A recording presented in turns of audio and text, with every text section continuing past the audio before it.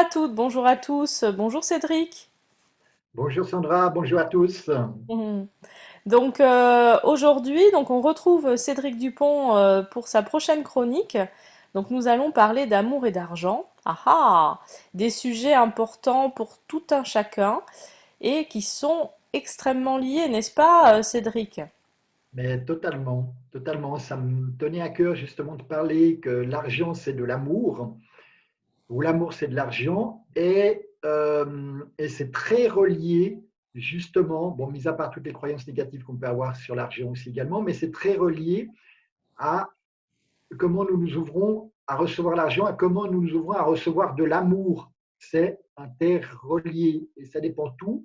Justement, là, on est en plein dans les chroniques au niveau de l'enfant Mhm. intérieur, de l'enfance aussi, parce que c'est tout au niveau de notre éducation, comment nous avons été éduqués à recevoir de l'amour. Est-ce qu'on a été frappé et on croit que ben, l'amour c'est de frapper? Est-ce qu'on a été humilié? On croit que l'amour c'est être humilié. Est-ce qu'on a été serré dans les bras? Est-ce qu'on a été félicité à chaque fois qu'on faisait quelque chose de bien? Ou en disant, bah, tu as 5 à l'école, tu pourrais faire mieux. Alors, par exemple, en Suisse, c'est sur 6, alors qu'on a déjà une super moyenne. Et voilà, toutes ces choses-là qui se sont mises en place enfant et qui, adultes, viennent influencer notre relation justement à l'argent, quoi. Mhm. Ok. Ok, mais du coup, alors ce qui se passe, moi ce que j'aimerais savoir, ce qui m'intrigue, c'est que par rapport à ce que tu viens de nous expliquer, notamment, alors un exemple, on va essayer d'être concret pour que ce soit plus facile. Un enfant qui a été violenté, qui n'a pas reçu d'amour, qui a été humilié quand il était enfant, enfin, il devient quel adulte par rapport à l'argent? Est-ce que ça, tu peux y répondre ou pas? Ben, c'est difficile parce que en fait, nous avons toujours le choix. Et c'est vrai que j'ai envie de répondre à ta question par un exemple. Hmm. Une petite histoire qu'on m'avait racontée il y a quelques années que je trouvais super intéressant, c'est que on interviewe un homme qui était incarcéré parce qu'il a volé une voiture. Et il répond au journaliste, le journaliste interview et il répond au journaliste, c'est normal, avec le père que j'ai eu, qui volait des voitures, qui se faisait incarcérer, etc., qui a suivi l'exemple. Et on est allé interviewer son frère, qui était grand PDG d'une assurance.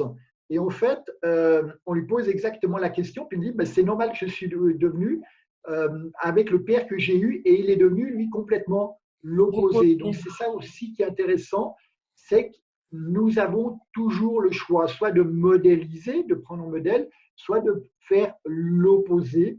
Et ça, Mhm. ce choix nous revient toujours. Et c'est ça qui est grandiose, parce que nous avons le pouvoir du choix, le pouvoir de décider, même si beaucoup de personnes ne savent pas décider, parce qu'on Mhm. ne leur a pas appris à décider. Et là, je reviens vis-à-vis de l'argent. C'est vrai que moi, il y a 3 points que j'aimerais bien développer: la loyauté familiale, la légitimité et le fait de recevoir. Mhm. Mhm. C'est vrai que je trouve déjà super intéressant la loyauté familiale, c'est que si nos parents ben, avaient de la difficulté à boucler le mois, comme on dit, à boucler les deux bouts, quoi, Mhm. euh, c'était complexe, qui gagnaient peu, qui galéraient, qui devaient gagner vraiment compter chaque centime, eh bien, nous, adultes, Mhm. pouvons nous saboter par loyauté familiale Ah. parce que nous ne reproduisons pas la même chose que le clan. La loyauté familiale, c'est fait Mhm. partir du clan. On a Mhm. ça comme imprégnation, comme code dans notre ADN, et ça date vraiment de très très loin, ça, la loyauté familiale. Au niveau du clan, ça date quand on était au niveau de l'époque des cavernes. Et si on se faisait bannir du clan, ben, on ne survivait plus, on mourait. Donc là, on a vraiment ça comme programme interne.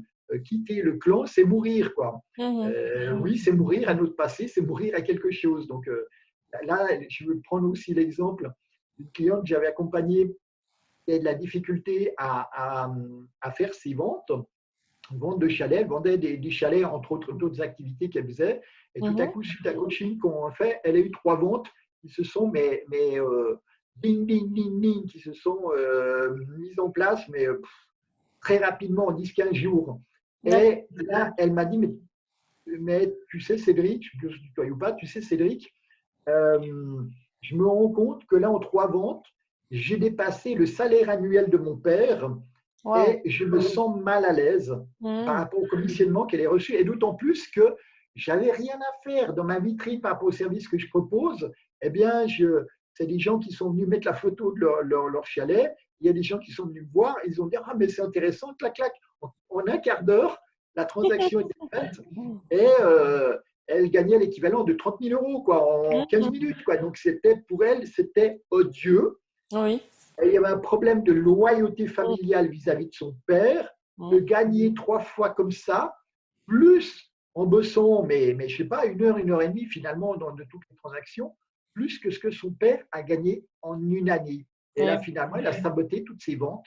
Après, derrière, je crois qu'elle n'a plus jamais fait de vente, elle n'a plus jamais vu me voir d'ailleurs en plus, plus jamais plus bosser ça. Mais c'était incroyable, Ah oui. l'auto-sabotage par rapport à la loyauté familiale Mhm. et que et c'est pour ça que nous allons apprendre à devenir déloyal, à quitter la loyauté de papa et maman, apprendre à faire différent de ce que nous voulons dans la vie. Et surtout, ben là, je parle de l'argent, Mhm. mais ça peut s'étendre vraiment à tous les domaines. Et là, la loyauté familiale, ça peut être une super prison. On peut se sentir vraiment bloqué, fermé, limité à reproduire la même chose et ne pas oser s'autoriser à gagner plus que Eh oui. papa et maman, et surtout par rapport à tout ce qu'on a vu au niveau de l'enfant.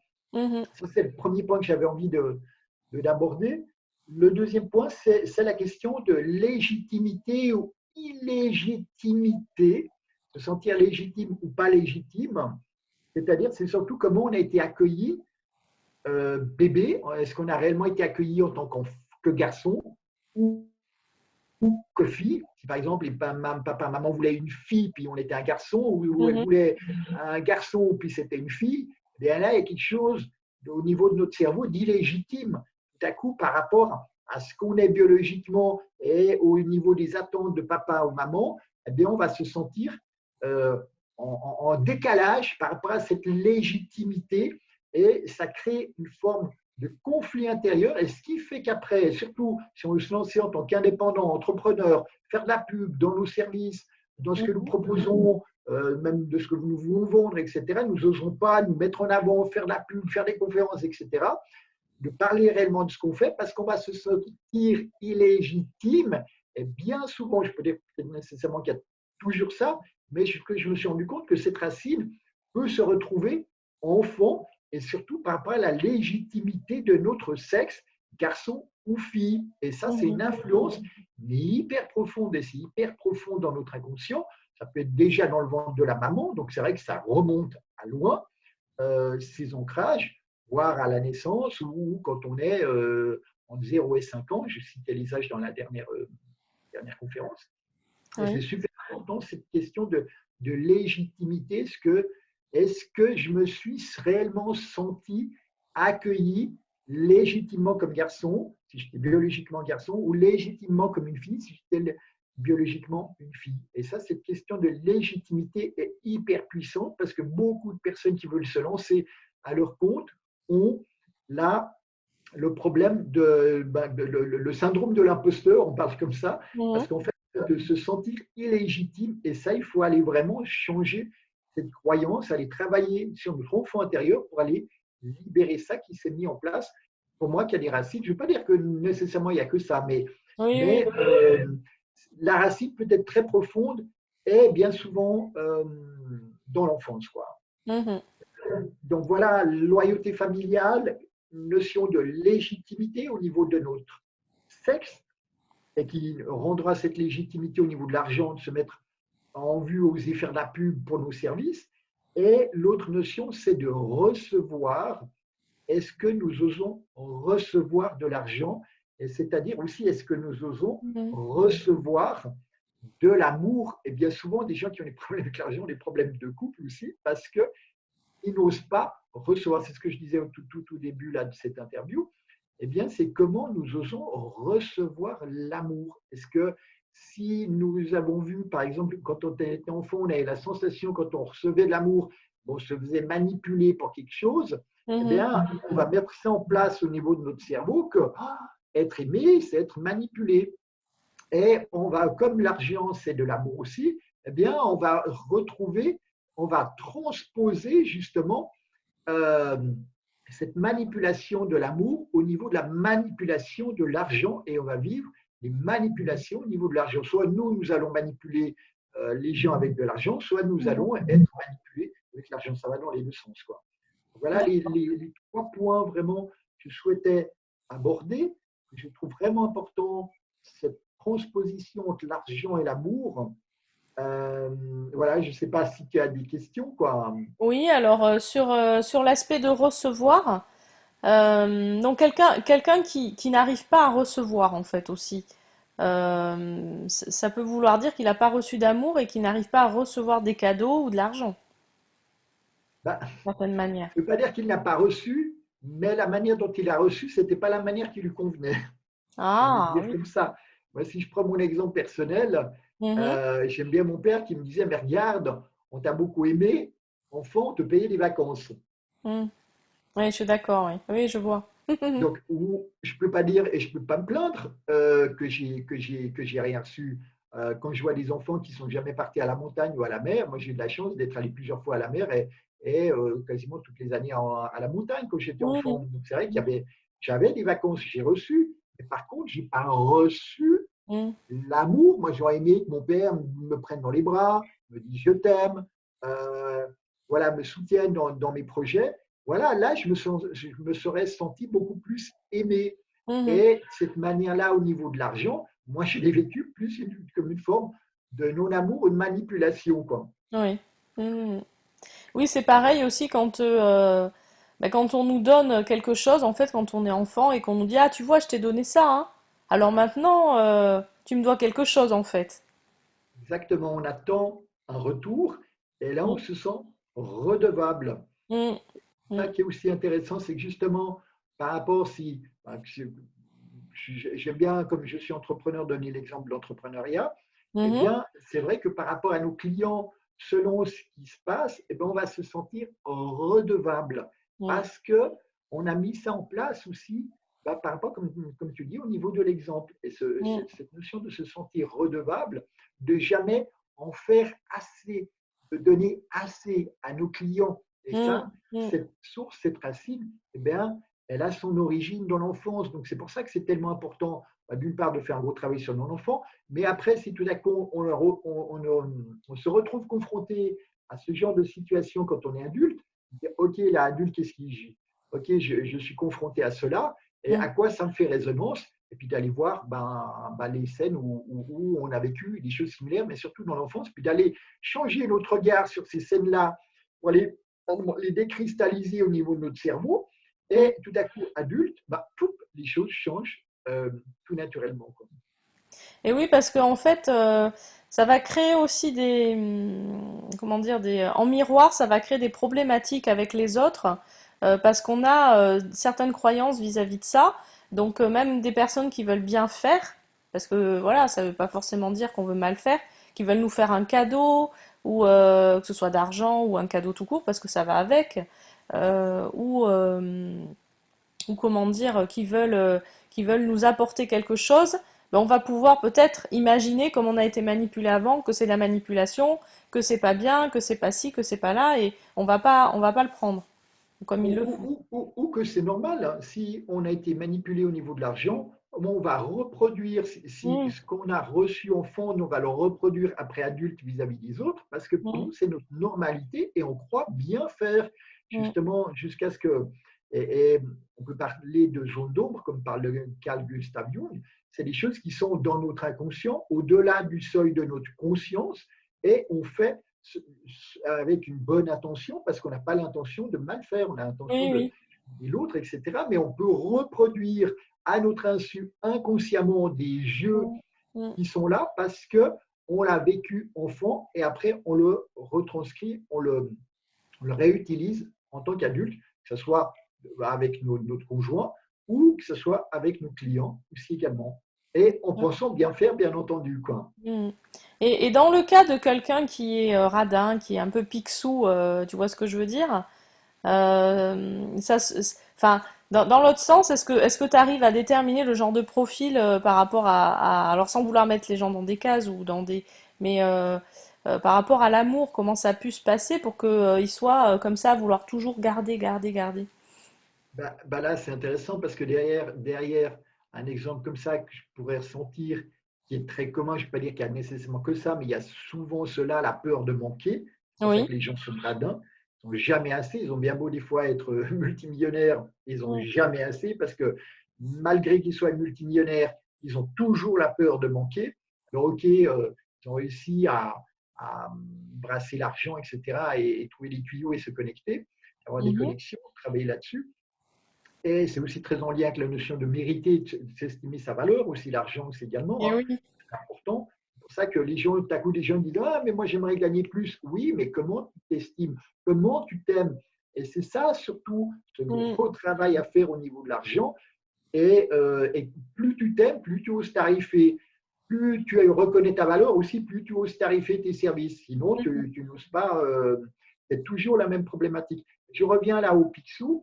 Oui. Euh, pour moi, ça pourrait être une origine qui n'a pas été, qu'il ne s'est pas senti suffisamment aimé.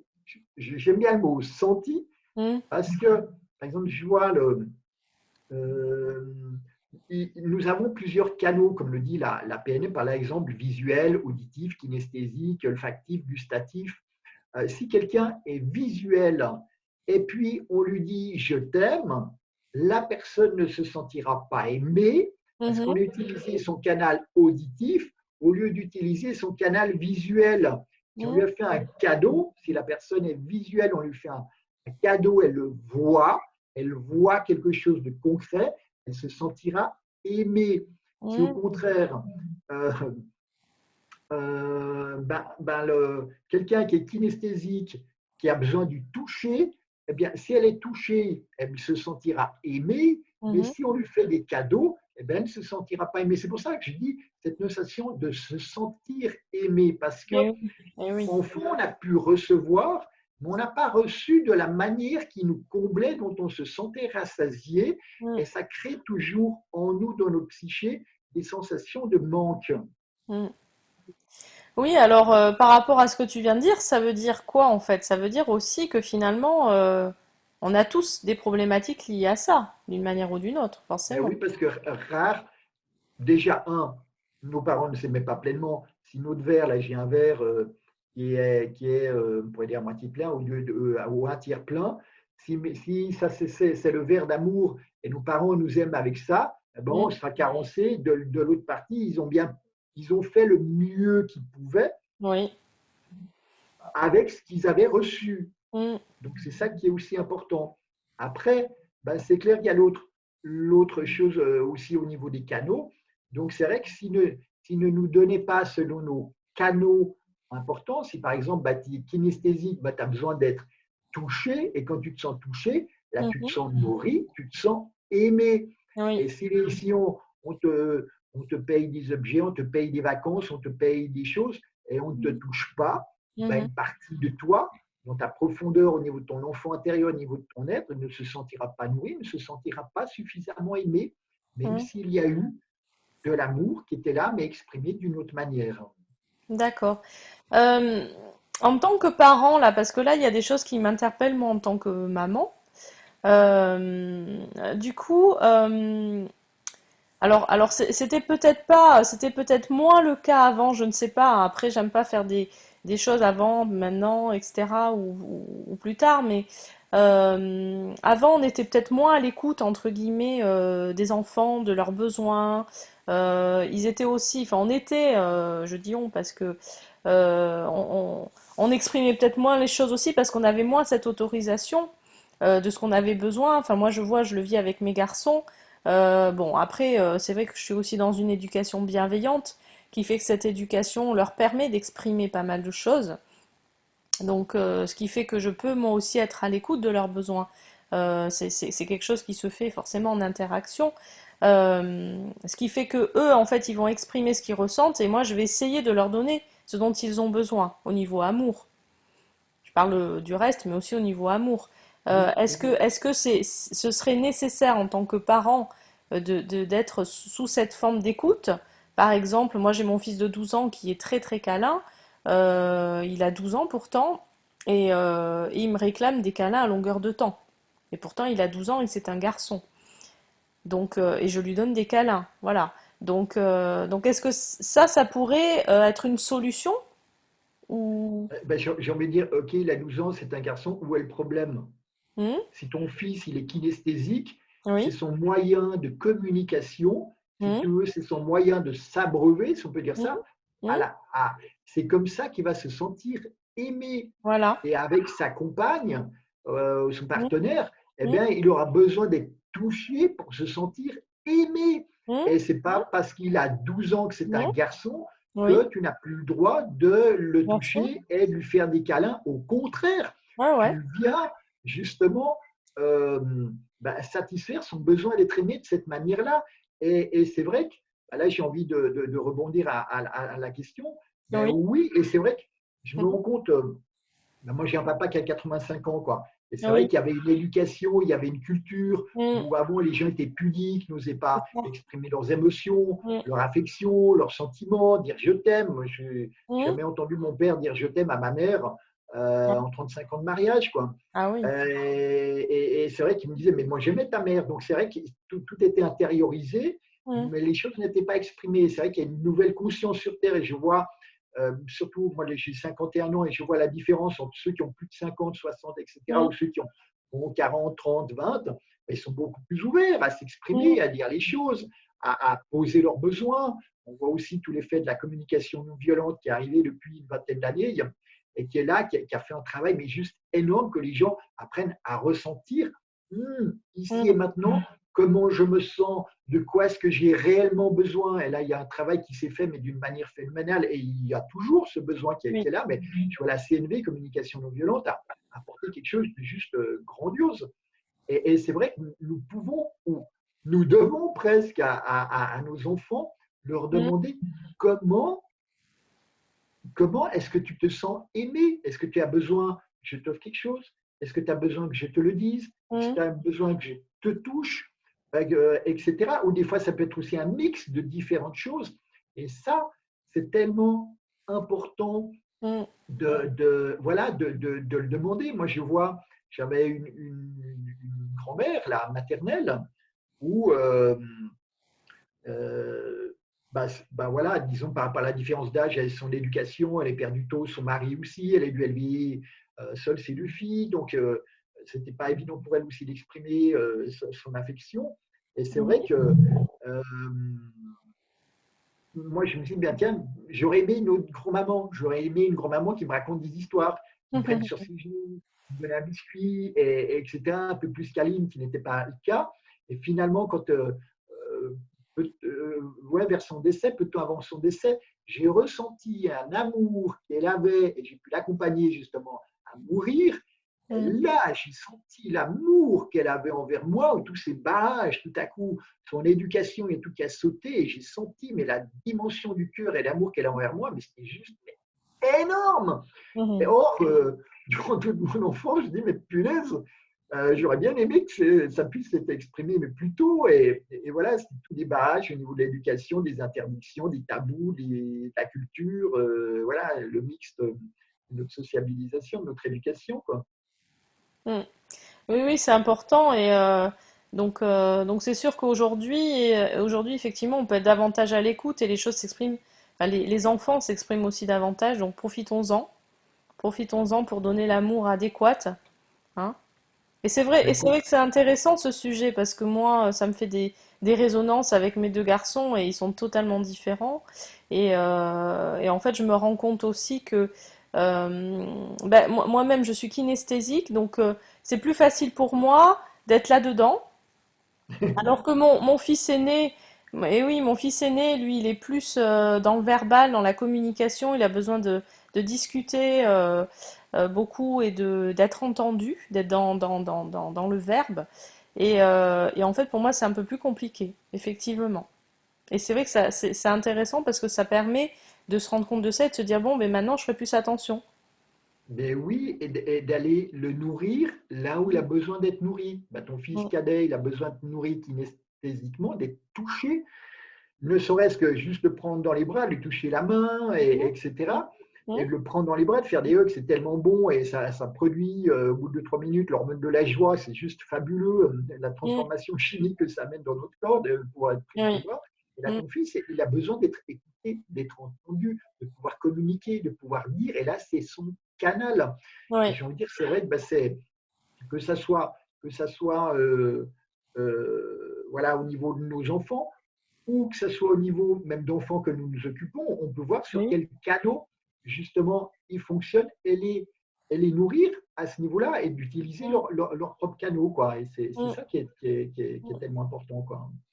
Ouais, mais c'est intéressant en fait cette donnée-là de l'avoir, mais j'ai envie de te dire, c'est même intéressant aussi avec notre conjoint, c'est intéressant aussi parce que voilà, comment ça se joue, comment les relations se jouent. On pourrait le transposer ça pas à l'infini, mais avec nos proches, avec nos amis, enfin voilà. On pourrait transposer ça quand même pas mal, donc c'est Ah, intéressant. c'est vrai que là, c'est marrant, j'avais ce bout de la langue, tu m'as pris mon thème là par rapport à notre conjoint, c'est exactement la même chose. Comment te sens-tu aimé? De quoi as-tu besoin pour te sentir aimé? On peut la poser à nos enfants, on peut la poser à notre conjoint, à notre partenaire, cette question. Mm, Parce qu'on peut tout faire vis-à-vis de notre partenaire, puis dire, ah, ben moi, je ne me sens pas aimé. Ah ouais, mais parce que ta coup, n'utilise pas le bon canal. Et c'est comme si on n'est pas le bon tuyau d'arrosage quoi, pour ouvrir la vanne et vraiment donner ce que l'autre a réellement besoin au fond de lui. Et ce n'est pas parce qu'on ne peut pas l'aimer, c'est qu'on ne peut pas, c'est tout simplement on n'utilise pas le bon moyen de, de, de l'aimer, tout mm, simplement. mm. Ça me fait penser à la fameuse expression il ou elle t'aime à sa façon, mais pas de la bonne façon. C'est exactement ça en fait. Mais complètement, Mm. complètement. Moi, je trouve que ça peut être la phrase finale. Hein. Oui, Euh, c'est la non, conclusion j'ai de. plus exactement. Mm. Il ou elle t'aime à sa façon, mais pas de la bonne façon. Exactement. Et nous avons à apprendre à lire, à découvrir ce que l'autre a réellement besoin. Et le mieux, c'est de lui poser la question, au lieu Mm. de faire de la lecture pensée. Je sais, euh, il doit savoir ce que j'ai besoin. Non, verbalisons-le. Nous sommes dans une société où il y a une conscience de communiquer. Communiquons nos besoins, tout simplement. À nos Mm. enfants, demandez-le leur et à notre partenaire, posons la question, de quoi as-tu besoin pour te sentir aimé? Et moi, de quoi est-ce que j'ai besoin pour me sentir aimé? Ça peut vraiment aller dans les deux sens aussi. Quoi. Tout à fait. Et puis c'est quelque chose aussi d'important et d'intéressant parce que chacun va prendre conscience aussi de ça. Parce que c'est pas sûr qu'aujourd'hui tout le monde ait conscience de la manière dont il a besoin d'être aimé. Ben non, ça demande un chemin d'évolution personnelle et de se poser la question de quoi est-ce que j'ai réellement besoin pour me sentir aimé? Et ça, nous avons tous à nous poser cette question. Quoi. Mm. Et voilà, et donc c'est là qu'on arrive dans l'abondance d'amour après et dans l'abondance d'argent, puisque c'est lié. Ben oui, plus nous nous ouvrons à l'amour, plus nous nous ouvrons à l'argent. C'est interrelié. Tout simplement. Et c'est pour ça que des fois, c'est aussi complexe que ça pour certaines personnes de recevoir de l'argent, parce que c'est complexe pour elles de recevoir de l'amour. Mm. Du vrai amour, pas du fake amour, quoi. Du vrai Oui, amour. voilà. Mm. Mm. Bon, mais c'est super, Cédric, sur ces belles conclusions. Ça y est, là, je sens l'amour qui arrive. Donc, Ouvrons-nous. c'est génial, ouvrons nos cœurs et merci à tous de nous avoir suivis. Donc, belle journée, Cédric, et puis à très très vite, hein. On se retrouve très vite, hein. Merci à tout le monde et bienvenue à vos questions aussi les poser sous la vidéo, que je puisse y répondre à d'autres fois, les prochaines fois. À D'accord. très vite. À Merci. Belle bientôt. journée à tout le monde. Prenez soin de vous, c'est Prenez important. soin de vous.